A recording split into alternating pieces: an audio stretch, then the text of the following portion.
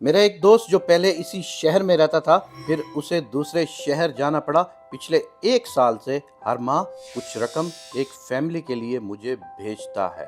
वो मेरे अकाउंट में रकम ट्रांसफ़र करता है और मैं वो पैसे उस सफ़ेद पोश खातून को दे देता हूँ जिसको वो पहले दिया करता था। हर माह की 5 तारीख को वो खातून मेरे घर से आकर अपने पैसे ले जाती है। इस बार 5 तारीख गुजर गई, वो ना आई। 10 अगस्त तक भी वो पैसे लेने ना आई। मुझे फ़िक्र होने लगी क्योंकि वो इस रकम से मकान का किराया दिया करती थी। दोस्त से पूछा, उसने कहा उसका बेटा पैदा हुआ है, कुछ दिन नहीं आ सकेगी, अगर तुम खुद पहुंचा दो तो तुम्हारी मेहरबानी होगी। मैंने एड्रेस लिया और पिछले एतवार को उसके घर तक पहुंच गया। रेलवे फाटक के करीब घर था। घर क्या था, एक कमरा और छोटे से सहन पर मुश्तमिल मलबा था। खस्ता दरवाज़ा, कमरे के बाहर चूल्हा रखा हुआ था, टूटा हुआ टॉयलेट था और उसका 9,000 माहाना किराया था। घर में उसके 2 बच्चे और वो खुद मौजूद थी। मियाँ मजदूरी ढूंढने निकला था। नौमौलूद बच्चा एक कपड़े में लिपटा चारपाई पे किस्मता रहा था। उसका नन्हा जिस्म पसीने से शराबूर था। वो पास ही लेटी थी। पता चला कि कुछ दिन पहले ऑपरेशन हुआ है। पूछा, इतनी शदीद गर्मी में पंखा क्यों नहीं चलाया? कहने लगी, एक पेडिस्टल फैन था, वो पिछले माह बेच दिया। हमारे पास ऑपरेशन के पैसे नहीं थे, अब बगैर पंखे के ही गुजारा कर रहे हैं। वहाँ बैठकर मेरे दिल को कुछ हो रहा था। मैं पिछले 1 साल से उसको किराया थमा रहा था।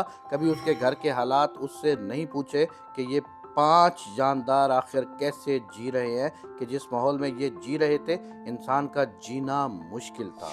उसने जो हालात बताए वो सिर्फ सुने ही जा सकते थे, सहना बहुत मुश्किल था। शोहर को कभी मजदूरी मिलती, कभी ना मिलती। एक दिन छोड़कर फाका, आटे का ड्रम तकरीबन खाली था। बच्चे जैसे सोमालिया के फाका काश बच्चे हों, लेकिन फिर भी वो साबिर और शाकिर खातून निकली। हर बार आती, चुपचाप किराया लेकर चली जाती। इज्जत नफ्स के हाथों उसने एक बार भी नहीं कहा, आज मेरे घर में आटा नहीं है या ऑपरेशन करवाना है, पैसे चाहिए। हाय अल्लाह, ये गुर्बत और उस पे ये इज्जत नफ्स का सितम। हम तो इन चेहरों को पहचानने से भी गए।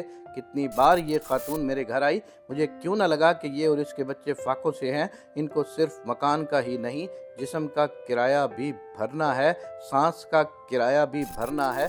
शर्मिंदगी ही शर्मिंदगी थी। पर्स में थोड़े से पैसे थे, वो भी किराए के साथ थमाए कि आज की सब्जी और आटा ले लेना। इस 20 दिन के नर्म मुलायम बच्चे पर तरस आया जो गर्मी और हबस से पिघला जा रहा था। मेरे लिए वहां बैठना मुश्किल हो रहा था। तपिश और हबस से कपड़े तर होने लगे। कभी ये माहौल देखा ही ना था। हम एसी की ठंडक में पोस्टें लिखने वाले लोग इस तजर्बे से कब गुजरते हैं। शर्मिंदा सा होकर उठकर घर आया। किचन में बड़ा ब्रैकेट फैन लगवाया था, पिछले साल बेटे से कहकर उतार कर गाड़ी में रखवा दिया। मसाला जात के पैकेट इकट्ठे किए, रास्ते से सब्जी, दूध के पैकेट और आटे का थैला लिया और असर के वक्त उसके घर दे आया। उसके मियाँ ने दरवाजा खोला। बेहद शरीफ और मस्कीन सा शख्स था। कहा, मेरे भाई, अभी अपने कमरे में ये पंखा फिट करो ताकि इस नन्ही मासूम सी जान में जान आए। वो भी क्या सोचेगा कि दुनिया के किस घर में मुझे अल्लाह ने पैदा कर दिया है। पंखा चला तो वो मासूम सुकून में आ गया। निकलते हुए उस खातून से इतना कहा, रिस्क तो रब के हाथ में है, लेकिन जब तक इन तीनों को 2 वक्त की रोटी ना खिला सको तो किसी और जान को पैदा करना इस जान के साथ जुल्म है। अब इनकी जिंदगी और मुस्तकबिल की फिक्र करना प्लीज। वहां से वापस आकर भी दिल बेचैन था। हम कितने बेखबर, कितने घरों में जिंदगियां एड़ियां रगड़ रगड़ कर गुजार रही है और हम इंटरनेट की स्पीड स्लो होने पर परेशान होते हैं। कितने ही घराने ऐसे होंगे जहां दूसरे वक्त का आटा नहीं है और हम एसी ना चलने पर दुखी होते हैं। हम अरशद नदीमों को हर रोज करोड़ों के नए चेक मिलने पर तालियां बजाते हुए करोड़ों फाका कशों को भूल जाते हैं। हाय, ये सफ़ेद पोश घराने मांगते भी नहीं और खुलकर जीते भी नहीं और मरते भी नहीं। बहुत सख्त हालात हैं। आस पास नज़र कीजिए, आपको ढूंढने भी नहीं जाना पड़ेगा। कोई बहुत अपना या पराया दस्ते सवाल दराज करने में हिचकिचाता होगा, लेकिन मुश्किल में होगा।